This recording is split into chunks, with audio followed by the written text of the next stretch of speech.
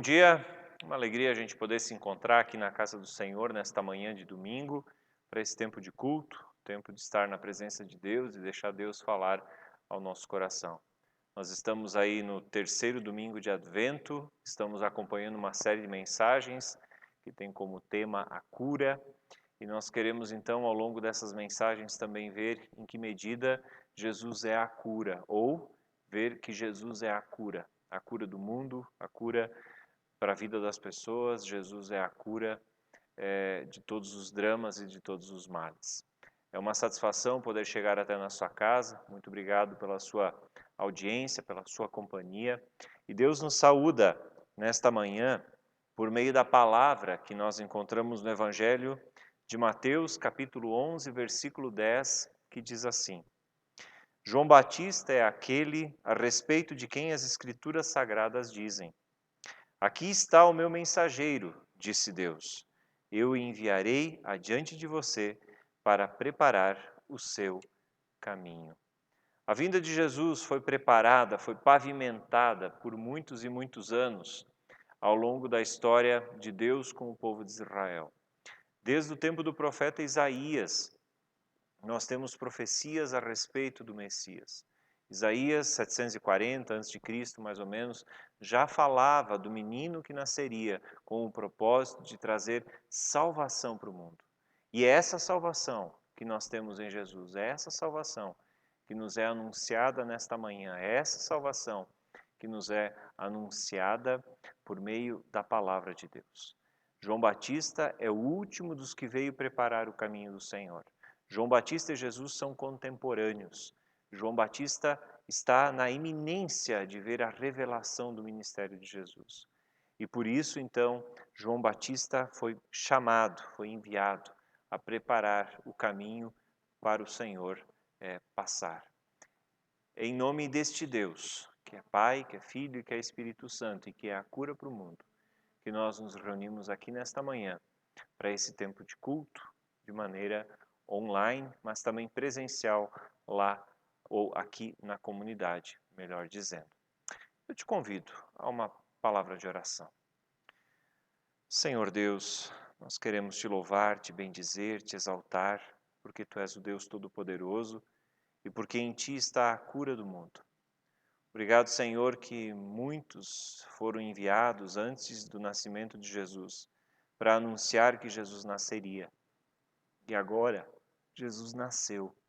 E por ele estar vivo, por ele já ser nascido, nós queremos, Senhor, te louvar e continuar anunciando que ele é a cura, que ele é a salvação, que ele é o perdão dos pecados, que ele é a restauração da humanidade, que ele é o Deus Todo-Poderoso.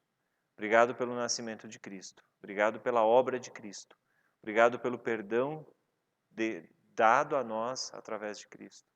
Obrigado, Senhor, porque em ti nós temos a certeza da salvação. Te louvamos, Senhor, por esse tempo, pedimos perdão pelos nossos pecados, que possamos estar na tua presença com o coração limpo, restaurado, com o coração renovado, para podermos, Senhor, ouvir a tua palavra e sermos transformados dia a dia, de acordo com a tua vontade. Assim nós oramos e entregamos a ti esse tempo de culto, no nome de Jesus. Amém. A palavra de Deus nos diz que se nós confessamos os nossos pecados, o Senhor, ele é fiel e justo para nos perdoar os pecados e nos purificar de toda injustiça. Por isso eu quero te dizer, com a autoridade que o Senhor me concede enquanto pastor, que se tu oraste com sinceridade no teu coração, pedindo a Deus perdão pelos teus pecados, em nome de Jesus, eles estão perdoados. E isso é motivo de louvor, isso é motivo de exaltar o nome de Deus. E nós queremos então, juntos, cantarmos uma canção cujo clipe vai ser apresentado na sequência. Que Deus nos abençoe. Amém.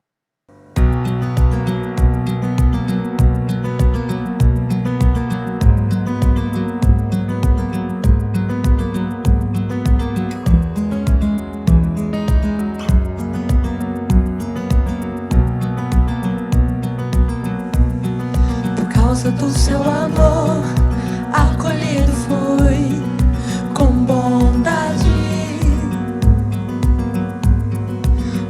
agora escrever uma nova história e dizer: por causa do seu amor, acolhido fui com bondade. Posso agora escrever uma nova história e dizer: o seu amor dura pra sempre, o seu amor eterno é, o seu amor é tão perfeito e nunca falhará. Por causa do seu amor, sei que a vida faz sentido. E ao amanhecer, renova sobre mim a esperança. E posso dizer que o seu amor dura pra sempre, o seu amor eterno é, o seu amor é tão perfeito, nunca falhará. O seu amor dura pra sempre, o seu amor eterno é, o seu amor é tão perfeito, nunca falhará. No seu amor a escuridão se foi, pra luz de tua graça brilhar.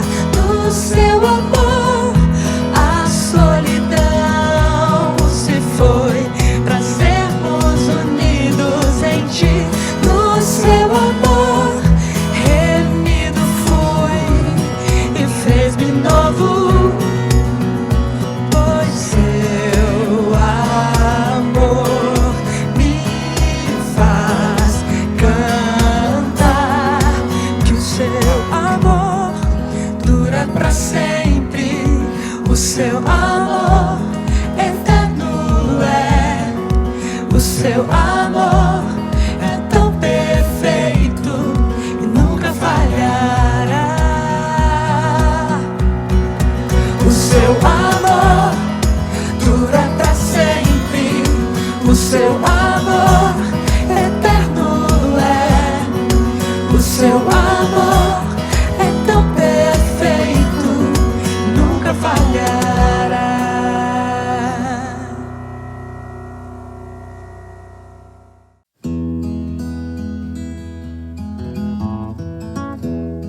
Que a graça e a paz do nosso Senhor Jesus Cristo, o amor do Pai e a comunhão do Espírito Santo de Deus esteja com cada um de nós, agora e sempre. Amém. Como você pode ver aí na abertura da parte da mensagem, o flyer de divulgação da nossa série, nós estamos conversando sobre a cura. E a pandemia de Covid-19 que nós estamos aí vivendo desde março desse ano, tem trazido uma angústia e uma corrida e uma aflição muito grande em busca de uma vacina, em busca também de medicamentos que possa dizer, o médico dizer assim, tome e em 3, 4 dias, uma semana, tu estarás curado do coronavírus. Então, anseia-se por cura diante da pandemia, diante de tudo que nós estamos vivendo, diante de toda esse tempo estranho de pandemia, de distanciamento, de números que não param de crescer, anseia-se pela cura, anseia-se por uma vacina.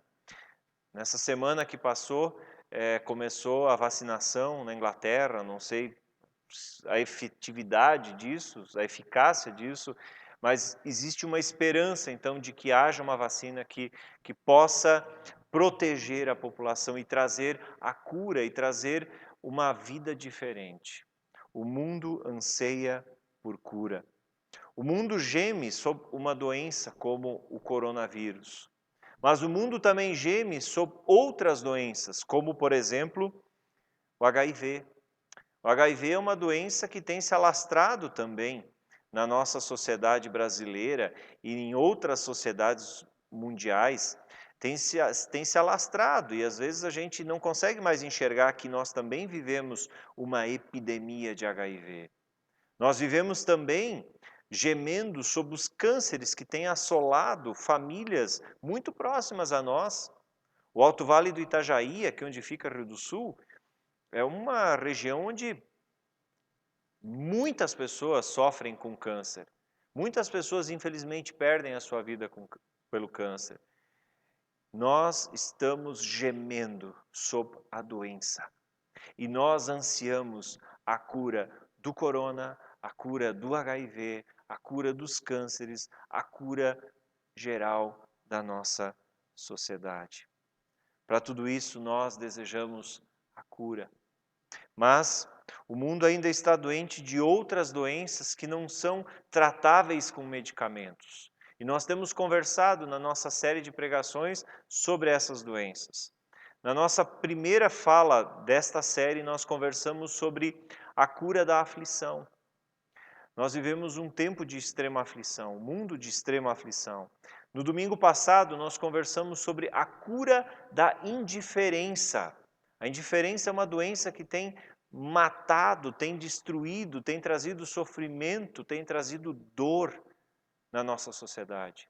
E hoje nós queremos conversar sobre uma outra doença que existe na nossa sociedade, que se chama discriminação. Nós queremos conversar nesta manhã sobre a cura da discriminação. Há uns dias atrás, ganhou as páginas dos jornais e as pautas dos telejornais a morte daquele senhor negro lá em Porto Alegre, no supermercado Carrefour. Isso aconteceu na noite do dia 19 de novembro último. Um senhor de nome João Alberto Freitas, negro, foi morto por seguranças no supermercado Carrefour. Pessoas estavam ali, filmaram a situação toda. Muitos nem sequer disseram nada, só ficaram assistindo a situação. Infelizmente, o seu João Alberto Freitas faleceu e, infelizmente, na história do Carrefour fica essa mancha de um crime que aconteceu no seu estabelecimento comercial. Diariamente, pessoas são discriminadas pela sua pele, pessoas são discriminadas pelas suas escolhas, pessoas são discriminadas pela sua aparência, pessoas são discriminadas pela sua sexualidade, pessoas são discriminadas por serem do sexo feminino, pessoas são discriminadas por serem de idade, pessoas são discriminadas por serem pobres, pessoas são discriminadas diariamente. É um pecado estrutural da nossa sociedade brasileira. É um pecado estrutural da sociedade brasileira, do povo brasileiro. Somos um povo que discrimina. Somos um povo que coloca pessoas em categorias diferentes por um detalhe, por uma questão, uma razão ou outra. E por conta da discriminação, mata-se, ataca-se, humilha-se, espalha-se comentários ofensivos, comentários de ódio e assim por diante. Como eu já falei, a discriminação ainda não poupa mulheres e idosos muitas vezes.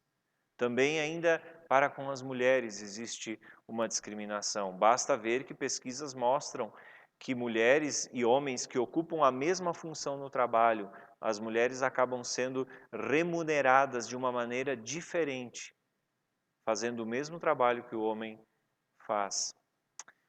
Queridos, tudo isso é profundamente lamentável. A nossa sociedade é uma sociedade que discrimina. Por quê?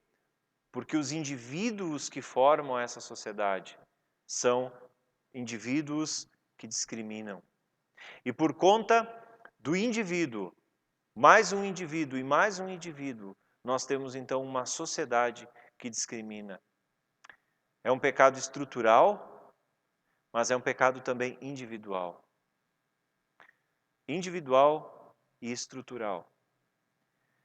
Eu confesso para vocês que me causa incômodo saber que nós precisamos ter no Brasil uma lei de cotas.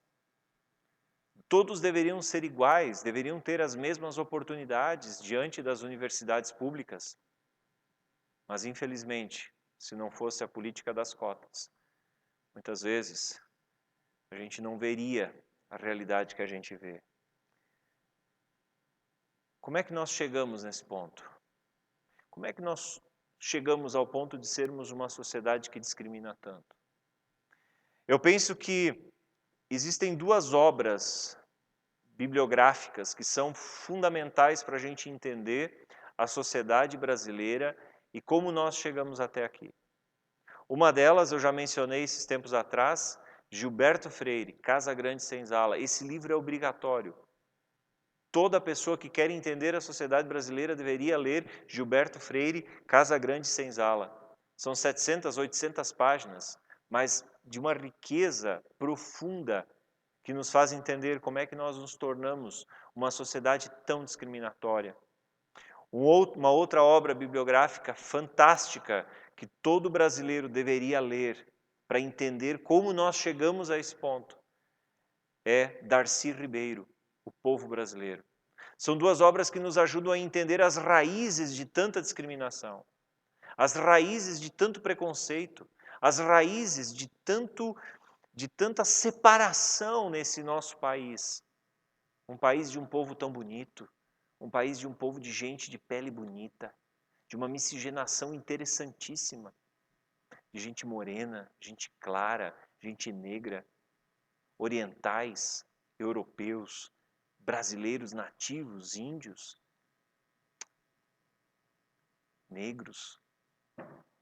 Essa mistura toda formou esse povo bonito, mas ao mesmo tempo um povo que discrimina tanto. A medialização da nossa sociedade também nos leva a propagar a discriminação. Pessoas utilizam redes sociais para falar da pele do outro, para falar da classe do outro, para falar das situações do outro. E nas redes sociais, muitas vezes, se é anônimo, né? A gente fala, a gente tem a coragem de dizer coisas que a gente talvez não diria na face da pessoa. Chegamos num ponto lamentável de discriminação. Queridos, a boa notícia é que no Natal foi declarada a morte da discriminação. Com o nascimento de Jesus no Natal, foi declarada a morte da discriminação. Isso já começa no anúncio do nascimento. Quando Jesus nasce em Belém da Judéia, numa estrebaria, num lugar completamente inadequado para o nascimento de uma criança, no meio de animais, os primeiros a serem avisados são pastores de ovelhas que estão no campo guardando seus rebanhos. Tá, mas como assim isso mostra o fim da discriminação? Querido, pastores de ovelha no tempo do nascimento de Jesus eram considerados pessoas sem valor. Eles eram mal vistos pelas pessoas naquele tempo. Eles eram vistos com desconfiança. O testemunho deles não servia num julgamento, por exemplo. Pastores de ovelhas eram seres desprezíveis. E eles eram considerados permanentemente impuros. Por quê? Porque no ritual de purificação judaico, as pessoas precisavam se lavar, fazer as lavações rituais antes das refeições. E me diz uma coisa, onde é que um pastor cuidando de ovelhas no campo vai poder lavar adequadamente as mãos, os copos, os talheres e tudo aquilo que era utilizado para o seu momento de refeição? Não tinha como. Então eles comiam com a mão suja e por isso eles eram considerados impuros. E sem contar que ainda tinham pastores que levavam os seus animais para pastar dentro das plantações de trigo de outras pessoas e assim por diante. Essas pessoas desprezíveis foram os primeiros a ouvir falar do nascimento de Jesus. Com o nascimento de Jesus é declarada a morte da discriminação. Todo o ministério de Jesus foi pautado no combate da discriminação. Todo o ministério de Jesus foi pautado no apresentar para o mundo um mundo que não discrimina, um mundo que não categoriza, um mundo que não despreza. E isso a gente vê ao longo do ministério de Jesus, ao longo da vida de Jesus. Começa no nascimento, mas se estende por toda a caminhada do ministério de Jesus. Jesus simplesmente desmascarando e revelando na sua época, na sua sociedade israelita, revelando a quantidade de discriminação que ali havia. Jesus veio para curar a discriminação, para mostrar que pessoas são valiosas, independentes de sua raça, de sua cor, de sua pele, de sua ocupação, independente do que for, pessoas são valiosas, são preciosas. A gente vê, por exemplo, Jesus revelando o quanto a sociedade era discriminatória em João 8, quando uma mulher adúltera é arrastada até onde Jesus está. E Jesus então está escrevendo no chão e ele se levanta, olha para as pessoas que trazem aquela mulher até ali e pergunta: quem não tiver pecado que atire a primeira pedra. E todos acusados pela própria consciência vão se afastando um a um, sobra só a mulher. E Jesus não lhe dá uma bronca, uma lição de moral. Jesus diz: vai, não peques mais, eu não te condeno. Jesus o tempo todo desmascara o mundo de discriminação no qual ele vivia e também no qual nós vivemos. Por exemplo, havia uma discriminação dos israelitas para com os samaritanos. Na origem, samaritanos e israelitas eram um só povo, descendentes das 12 tribos de Abraão. Mas, com o passar do tempo, o povo da Samaria, dessa região geográfica da Samaria, acabou por meio de casamentos se misturando com outros povos. E isso gerou uma diferença tanto teológica quanto étnica entre samaritanos e judeus. Os samaritanos eram um povo mesclado, os judeus se orgulhavam da sua pureza. E por isso os judeus desprezavam os samaritanos e vice-versa. Mas Jesus, como um bom israelita, Jesus como alguém que nasceu no contexto israelita, Jesus utiliza muitas vezes os samaritanos para dizer para os israelitas: olha, o que vocês desprezam? Porque algumas atitudes de um samaritano são mais nobres do que as que vocês têm. E aí ele conta, por exemplo, a parábola do bom samaritano. E isso é meio que um tapa na cara das pessoas do seu tempo. Como assim um samaritano foi mais honroso, honrado? Como é que ele é mais exaltado? Como é que ele é exaltado por meio de um israelita, que é Jesus? O ministério de Jesus, a vida de Jesus, o nascimento de Jesus, a história do Natal tem como propósito decretar a morte da discriminação.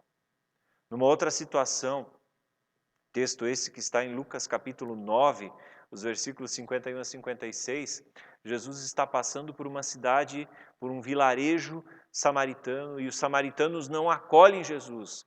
E então Tiago e João dizem para Jesus: olha, queres que nós façamos cair fogo do céu? Eles iam de certo orar e pedir que Deus mandasse fogo do céu para consumir aquela aldeia. Jesus repreendeu eles e disse: o Filho do Homem não veio para destruir a vida dos homens, mas para salvá-los.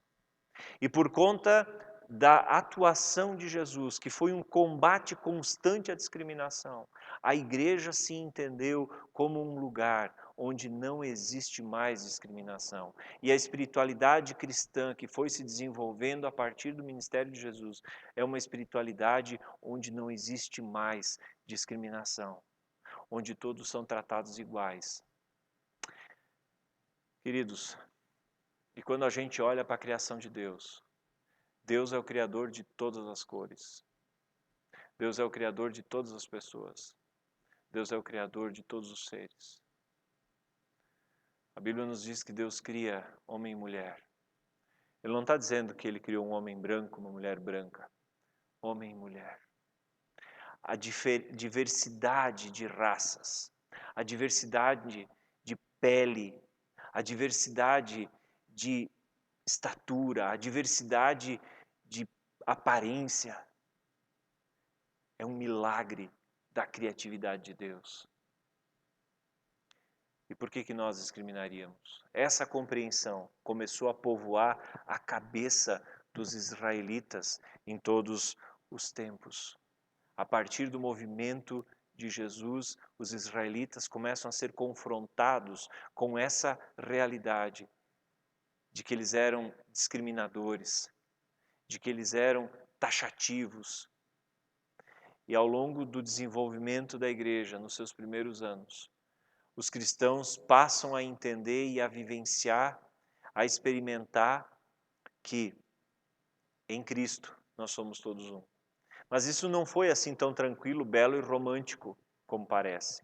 Em muitos momentos, o apóstolo Paulo precisou lembrar pessoas de que em Jesus não existe mais discriminação, a ponto de que ele teve que lembrar os Gálatas, e esse é o texto central da nossa pregação nesta manhã, teve que lembrar os Gálatas no capítulo 3, o versículo 26 a 29, aquilo que eu vou ler agora e que vai estar projetado aqui do lado. Todos vocês são filhos de Deus mediante a fé em Jesus Cristo. Pois os que em Cristo foram batizados, de Cristo se revestiram. Não há judeu, nem grego, nem escravo, nem livre, nem homem, nem mulher, pois todos são um em Cristo Jesus. E se vocês são de Cristo, descendência de Abraão e herdeiros segundo a promessa. Queridos, um texto que foi extraído de dentro da carta aos Gálatas e que nos mostra justamente essa verdade revelada no ministério de Jesus e no nascimento de Jesus. De que não há mais diferenças, de que não há mais por que discriminar, que não há mais razões para discriminação. Não há mais homem nem mulher, não há mais judeu, não há mais grego, não há mais escravo, não há mais livre. Porque a partir de Jesus, todos são dignos, todos são humanos, todos são amados da mesma maneira e na mesma intensidade pelo Criador. Isso é algo revolucionário nos dias de hoje. Isso é algo revolucionário. E isso a gente vê na prática em Jesus. Paulo escreve isso a partir da compreensão do evangelho da salvação em Jesus. Quando Jesus não condena à morte uma mulher que foi flagrada em adultério, sendo que o Antigo Testamento diz que deveria ser morta. Quando pessoas que são desprezadas são valorizadas por Jesus. Nisso tudo nós vemos a não discriminação sendo vivida na prática. Queridos, não podemos, como igreja cristã de Jesus no século 21, aliás, não podemos em momento nenhum, mas especialmente agora, nesse período em que a discriminação é tão evidente e tão frequente, nós precisamos entender que nós cristãos jamais poderemos e podemos discriminar ninguém. Mas pastor, quer dizer que eu aceito tudo? Queridos, a visão bíblica a respeito de alguns assuntos como sexualidade, como família, é clara. Mas nós não podemos jamais faltar com o respeito com alguém que pensa diferente da gente. Essa é a barbárie que tem sido feita por muitas denominações cristãs e muitos cristãos nos dias de hoje. Apontado o dedo, mostrado que a pessoa talvez não tenha valor porque ou ela por ser muito diferente dos padrões que estamos acostumados, de repente ela é desprezada, ou ela é taxada, ou ela é ridicularizada, ou ela é motivo de piada. O cristão não pode fazer isso. Os cristãos não podem entrar nesse jogo, porque Jesus não fez assim. Jesus nos mostrou justamente o contrário. de que em Jesus a nossa vida é valiosa. A vida do negro, a vida do índio, a vida da mulher, a vida do homem, a vida da criança, a vida do idoso, a vida do doente, a vida do saudável, a vida do asiático, a vida do europeu, a vida do africano, a vida do nativo sul-americano. É valiosa, é preciosa. Nós não podemos nos enganar, nós não podemos esquecer isso, que em Jesus a discriminação foi decretada como morta. Jesus veio resgatar a dignidade humana, independente da sua pele, da sua aparência, das suas escolhas, independente daquilo que ele faça da sua vida, o ser humano foi declarado digno por Jesus. E nós, seguidores de Jesus, discípulos de Jesus, jamais poderemos fazer algo diferente do que Jesus fez. Porque se o fizermos, nós estamos negando o que Jesus fez e a obra que ele fez. Talvez nós, na situação de Tiago e João, lembrando do texto de Lucas 9, 51 a 56, se nós estivéssemos ali, nós diríamos, não, essa gente não presta mesmo, vamos destruir a cidade. Jesus não faz assim. Jesus sente a rejeição, Jesus sofre a rejeição, Jesus sabe as razões da rejeição, mas Jesus diz, eu vim para salvá-los. Essa é a grande mensagem. Havia um tempo na nossa sociedade brasileira, e nem faz tanto tempo assim, especialmente nessa nossa região, que é uma região de cidades pequenas, que havia uma discriminação muito grande para com, por exemplo, quem era divorciado, separado. Queridos, não compete a nós discriminar.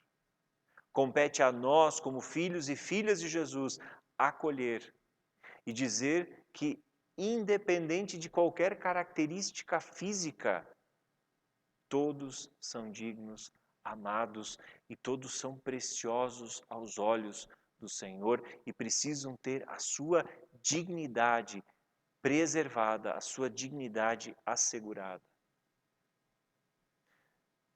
Cristãos, seguidores de Jesus, discípulos de Jesus, precisam entender, mais do que nunca, que a gente não pode ser discriminador, que a gente precisa ser acolhedor, que a gente precisa ser aquele que demonstra misericórdia, que demonstra amor, que demonstra respeito, que demonstra acolhimento. Isso não quer dizer concordar com tudo, mas o não concordar com alguém não me dá o direito de ser desrespeitoso para com ele.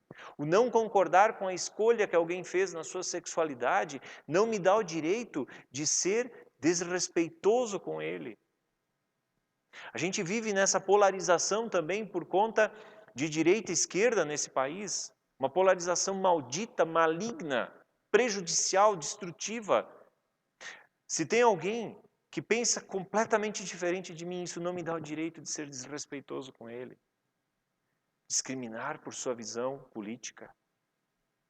Nós temos que entender que ou a gente vive isso que Jesus nos ensinou através dos seus exemplos, uma vida de não discriminação, mas uma vida de acolhimento, uma vida de abençoar o outro, apesar de ele ser muito diferente de mim.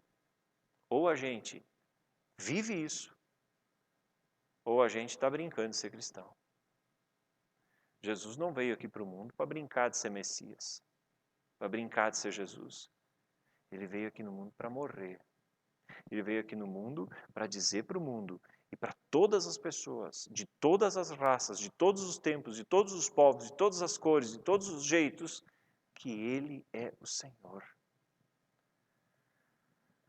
A gente pode pensar que a cura para tanta discriminação no nosso país passa pela educação. Não tira o mérito. A educação tem o seu papel. A escola tem o seu papel. Viver a diversidade tem a sua importância também. Mas a cura para discriminação no nosso país tem a ver com esse público crescente chamado evangélico. Viver de fato a não discriminação das pessoas. Eu lembro de uma situação relatada por um colunista, ex-colunista da revista Ultimato, em que uma mulher que fazia, uma garota de programa, procurou ele para falar da sua situação, do que ela sentia, do que ela estava vivendo. Ela estava querendo largar essa vida e ela sentia muita culpa, e esse terapeuta disse para ela assim, tu precisas de uma igreja. E ela deu risada para ele e disse, para quê? Para eu sair de lá pior do que quando eu entrei? Queridos, a nossa comunidade, a nossa denominação, a nossa igreja, a nossa comunidade não pode ser um lugar de discriminação, queridos. Precisa ser um lugar de acolhimento. E como é que nós fazemos muitas vezes quando alguém muito diferente entra na nossa comunidade? Nós franzimos a testa, arregalamos os olhos, ou ficamos olhando, ou quem sabe até apontamos o dedo, ou cochichamos. Queridos, não é assim que Jesus agia. Não é assim que Jesus agia. Jesus agia sendo justamente o contrário disso. Acolhia, recebia, devolvia dignidade. Nós precisamos entender que no Natal foi decretada a morte da discriminação. A cura da discriminação passa pela escola, passa pela educação que se ganha em casa, mas acima de tudo passa por perceber em Jesus o jeito certo de lidar com o diferente. E Jesus lidava com o diferente sempre do mesmo jeito, com acolhimento, com dignidade, com respeito e com valorização do outro. Isso não quer dizer que Jesus aceitava o pecador e simplesmente dizia, continua. Não. A história da mulher adúltera de João 8 nos revela isso. Vai e não peques mais, eu não te condeno, vai e não peques mais. Jesus está dizendo, olha, eu não te condeno, mas vamos mudar de vida, vamos fazer diferente. Jesus, ele não discrimina, ele aceita, ele acolhe, ele recebe, mas ele também desafia. E o evangelho de Jesus é assim. E a igreja deveria agir assim. Acolher, receber, valorizar e desafiar. Desafiar é uma mudança de vida. O pecado estrutural da discriminação no nosso país, que tem suas origens desde o tempo da escravidão. Desde o tempo em que alguém se arrogou o direito de ir para a África, encher um navio de pessoas, transportar como animais para cá e vender no mercado, como se fosse uma mercadoria. Desde lá, nós temos vivido esse pecado estrutural. Mas esse pecado só vai mudar quando os filhos e filhas, os discípulos de Jesus, os seguidores de Jesus, de fato viverem o que Jesus ensinou. E no Natal foi decretada a morte da discriminação. A discriminação morreu quando Jesus nasceu. Louvado seja Deus por isso. Que Deus te abençoe, que Deus te guarde, que Deus te faça pensar nisso e que tu entendas que se tu discrimina as pessoas, se tu taxa pessoas, se tu seleciona pessoas, se tu julga pessoas por alguma característica física, por alguma escolha que ela fez, por alguma razão, tu julga pessoas e torna elas menos dignas do que Jesus tornaria, tu está pecando. E nós, como seguidores, filhos e filhas de Jesus, precisamos entender que não é essa a vontade de Deus. Não é assim que Deus quer. Que Deus nos ajude a viver essa dádiva do Natal, que é o fim da discriminação, nos nossos relacionamentos. Possamos viver isso no nosso dia a dia. Amém. Te convido a uma palavra de oração. Senhor Jesus, obrigado que no Natal foi decretada a morte da discriminação. Em Ti nós temos nova vida, nova chance, o nosso verdadeiro valor é restaurado e ressaltado. Obrigado que tu não vês a cor da pele, tu não vês o jeito, tu não vês nenhuma característica física, mas tu vês em nós, Senhor, a dádiva da criação. Tu vês em nós alguém precioso, alguém valioso. Obrigado, Senhor, pelo teu amor imerecido. E ajuda-nos a vivermos, Senhor, essa não discriminação. Senhor, se tu fosses alguém que discriminasse, certamente eu também teria motivos para estar perdido. Mas tu me acolhes e eu te louvo por isso. Obrigado pelo teu amor. Obrigado que tu acolhes também cada um que nos escuta nessa manhã. E tu nos chamas a vivermos uma nova realidade a partir do Natal, do Jesus que nasce para decretar a morte da discriminação. Obrigado, Senhor. Abençoa-nos e guarda-nos, ó Pai. A bênção de Deus, o Todo-Poderoso, Pai, Filho e Espírito Santo, esteja contigo e te acompanhe por onde quer que tu fores. O Senhor esteja contigo. O Senhor derrame a sua paz sobre ti. Amém. Desta forma, nós chegamos ao final deste culto. Te convido para no domingo que vem continuarmos acompanhando esta série, A Cura. Quero fazer um apelo todo especial. Nós temos aí visto dados alarmantes da Covid. Se tu puder, fique em casa. Te resguarda um pouquinho. Tenta ficar mais isolado para ver se a gente consegue ver essa curva descer de novo. E se for sair de casa por absolutamente necessário, usa máscara, fica longe, se protege, se cuida. Tua vida é valiosa e a vida dos outros é valiosa também. Pensa nisso. Que Deus te abençoe, um forte abraço e nos encontramos então no domingo que vem. Tchau, tchau.